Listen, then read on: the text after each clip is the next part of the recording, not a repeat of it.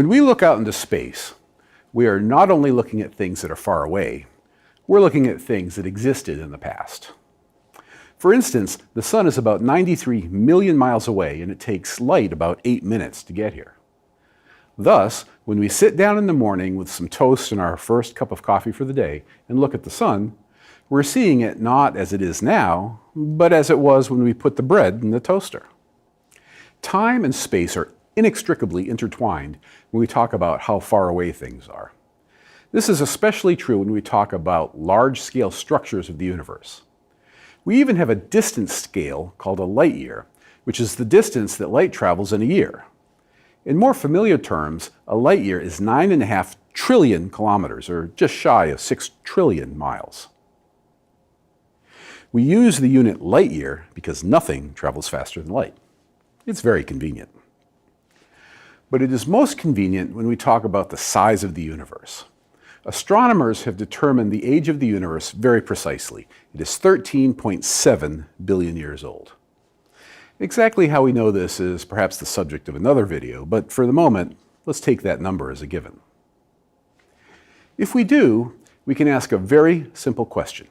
How big is the visible universe? There are lots of tricky ways to think about that, but let's start with perhaps the most obvious. We can't see the universe before it began because, well, that's what beginning means. When the universe began, it was filled with light, which then traveled through the cosmos.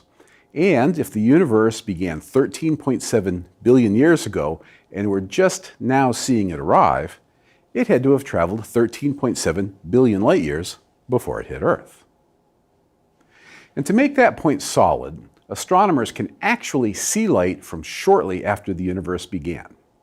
It's called the cosmic microwave background radiation, and it is the oldest thing we've ever seen. It is hitting the Earth from every direction, and it is, to all intents and purposes, a photograph of the birth of the universe 13.7 billion years ago. Accordingly, it would be reasonable to say that the visible universe consists of a sphere centered on the Earth with a radius of 13.7 billion light years. Boom, done. Except that this is completely wrong. That's one of the sneaky things about science. It can fool you if you think too fast. Sometimes you have to slow down and mull things over. And if you think about it for a moment, you'll realize that this way of thinking assumes that the universe is static, and, at least on average, distances between objects aren't changing. But we know this isn't true. To begin with, the Big Bang happened. The universe is expanding, and it used to be expanding much faster than it is now. And that means that the simple answer isn't good enough. I don't want to get too deeply into the details of the Big Bang, but it boils down to the idea that the universe was once smaller and hotter and has been expanding since the beginning. I made a video about it if you want more. And that expansion is key to understanding what is going on here. We start by imagining what the universe looked like when this microwave background radiation was emitted. It was hot everywhere. No place was special. Well, I guess one was, kind of. And that place is the current location of Earth. But at that moment, it looked like everywhere else. Now, there was a sphere centered around that point and at that time, and that sphere is the origin of the cosmic microwave background arriving at the Earth now. That radiation moved toward the Earth at the speed of light, and it took 13.7 billion years to get here. If we look at a sphere smaller than that special sphere, that light has already passed the Earth, and we can't see it. Light from a bigger sphere isn't here yet, so we don't see it either. When this light was emitted shortly after the Big Bang, this sphere's radius was about 42 million, that's with an M, light years away. Naively, you'd expect that this light would have taken 42 million years to get here, but it took 13.7 billion, and that's with a B, years to travel to Earth. And the reason that it took so long is that space was and is expanding. Now, if you think about that, it means that space between that sphere and the location of the Earth had to be expanding pretty fast. Otherwise, the light would have passed by the Earth long ago. I mean, it was only 42 million light years, and it's been nearly 14 billion years. So that sphere from which the microwaves were originally emitted also grew in size. And in the simplest calculation, that sphere would now be 41 billion, that's with a B, light years away. However, it turns out that the simplest calculation isn't quite right. You see, about 5 billion years ago, an energy field that we call dark energy became important. Dark energy is a repulsive form of gravity, which means that the expansion of the universe isn't slowing down, it's accelerating. That, of course, that means after 9 billion years of the expansion of space slowing down, it's now speeding up. When you take into account the effect of dark energy, that radius of the sphere from which the microwaves were emitted has grown from 42 million with an M light years to 46 billion with a B light years. And this highlights the confusion that arises from expanding space. We see the light from shortly after the Big Bang.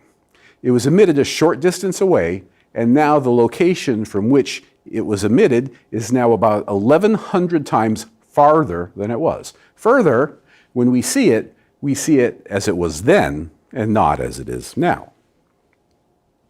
Indeed, remember that when the light was emitted, the conditions at the location of the sphere were the same as here on Earth. But the conditions here have changed. Instead of a bath of energy, we now have stars and galaxies. That's also true on that sphere. So if we could somehow see 46 billion light years away, presumably there are also stars and galaxies. But we don't see them there because light from objects that are currently that far away hasn't had time to reach us yet. In fact, and this is a mind blower, we'll never see those stars and galaxies. After all, they are moving away from us very fast and space is still expanding. We saw that the location when the universe was young, but we can't see them now. It gets weirder. Currently, there is a sphere around the Earth with a radius of about 15 billion light years. Objects that are now outside that sphere at this moment will never see as they look now, no matter how long we wait. I'll repeat that so it can sink in.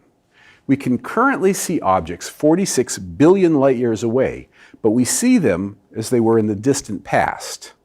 And any objects that are currently within 15 billion light years, we will be able to see as they are now, although we'll have to wait a long, long time for that light to get to us. And because of the expansion, it gets worse. It means that we constantly lose stars that we can see. Indeed, we lose about 20,000 stars per second. So there are stars that emitted photons at this moment that we will eventually see, but the photons that they emitted at this slightly later moment that we'll never see. One day, the expansion of the universe will make it so that almost all of the galaxies we see in our telescopes today, which I remind you now we're seeing as they were in the distant past, will slip from our view.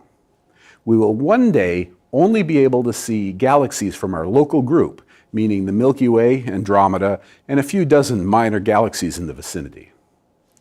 So that's the answer to the question. Our visible universe has a radius of about 46 billion light years, even though it's only 13.7 billion years old. But we're not seeing that distant point as it is now, but as it was shortly after the universe began. And the ongoing expansion makes things even worse. The bottom line is that if we're ever going to try and explore other galaxies, we better get cracking. Okay, so that one was something of a mind blower, but that's cosmology for you. If you like what you heard, please like, subscribe, and share.